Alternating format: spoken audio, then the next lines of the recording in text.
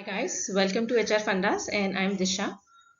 In today's video, we are going to discuss about the 10 ways the companies kill employee motivation, or in other words, they prompt or they motivate the employee to leave the organization. So the first one is micromanage the performers and don't manage the non-performers.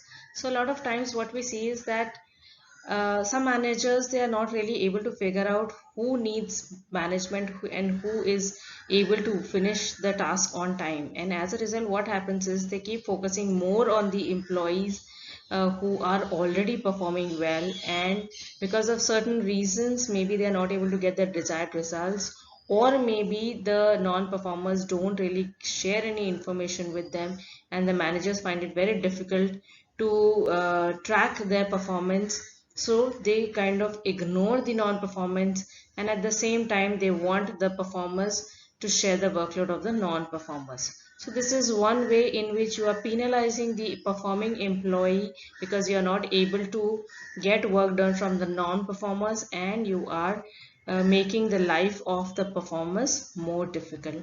So this is one way in which the managers highly demotivate the people who are performing well. Some people should be left on their own to do jobs they can do it much better. Now the second one is the failure to differentiate between performers and non-performers. So this is again something what we have discussed in the first one. Now, if you are not able to understand whether the employee is performing well or is not performing well, you will not be able to bring the non-performer up to the mark. So it's extremely critical that the manager, A, he's able to understand who's doing well and who is not doing well, and B, he should have the courage to tell the non-performer that things are not going in the right direction and that he needs to focus, he needs to pull up his socks, and he needs to start performing. When such a thing is not done, that is when the performers realize that there is no point putting in your efforts. You can happily be a non-performer and enjoy your life rather than performing so hard and not getting the results. The third one is competent or hypos made to report to incompetent managers. In certain organizations, what happens is that there is a person who has been in the organization for quite some time, or is close to the management, or due to some other reasons he has got into a position where he is commanding a team. In some cases, and sometimes, yes, it does happen that the manager is not competent at all to manage a team like that. So what happens is, slowly and slowly, because of his lack of knowledge and lack of leadership abilities, he starts demotivating the team, because if you make somebody as the head who has no knowledge of that job or of the industry, it becomes difficult for the team to perform. Also, it becomes difficult for this guy to deserve the respect of a manager. So the management should be very, very careful of who they are putting on top, because this decision of hiring the wrong person at an HOD level position can really backfire. Now the fourth one is playing favorites, and that too with the non-performers.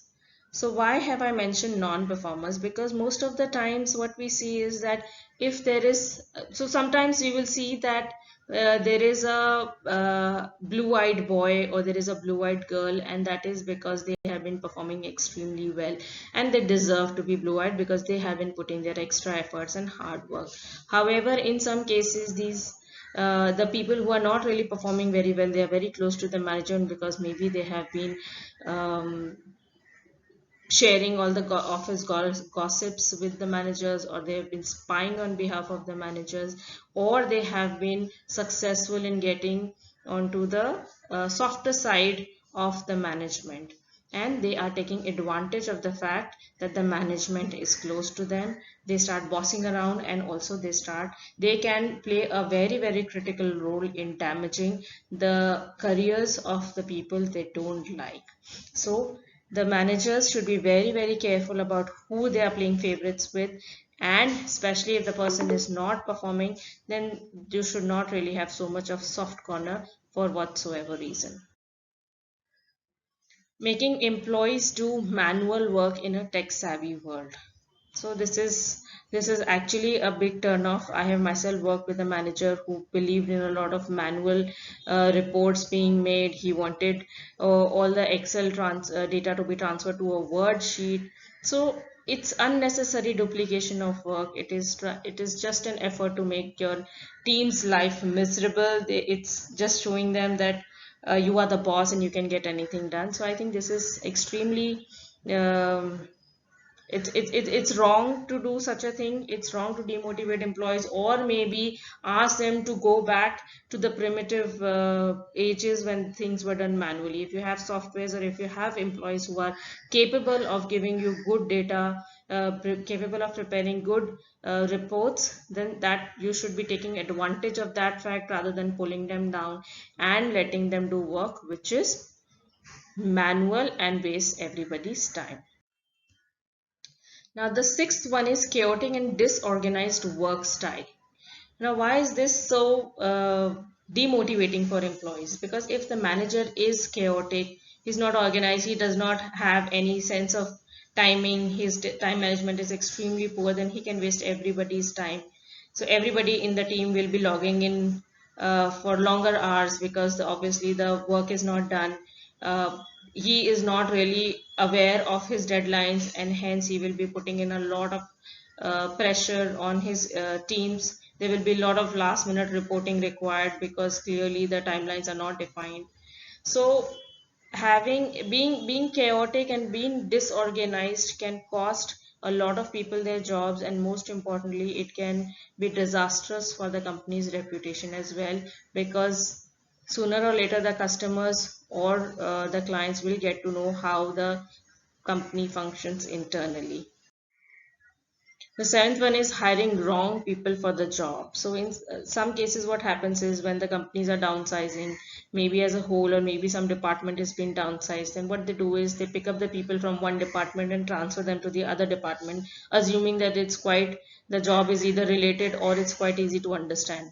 However, without knowing the competencies of the employees, they should not be put into these kind of roles. For example, there were certain people in one of my organization, and they were not really suitable for the job that they were hired for, and hence they were moved to the HR department.